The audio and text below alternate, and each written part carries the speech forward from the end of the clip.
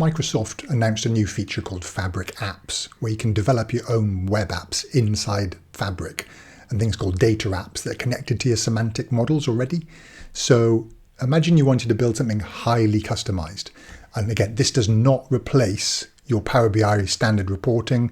I think it's just cleaner, clearer, safer, easier. There's no tokens involved. Great. Okay. But if you wanted something where the color changed when you picked a particular slicer, or you can pick on here and you can go into here and change this to a line and change this one to a column and tick labels. I coded this simply using prompts in Visual Studio Code. All right. And there's instructions. I'll put a little link to instructions and some great articles and things already coming out. And there'll be more and more of that. But it opens up a whole new potential, and potentially you can also build apps that capture data, write data back to SQL databases or in Fabric.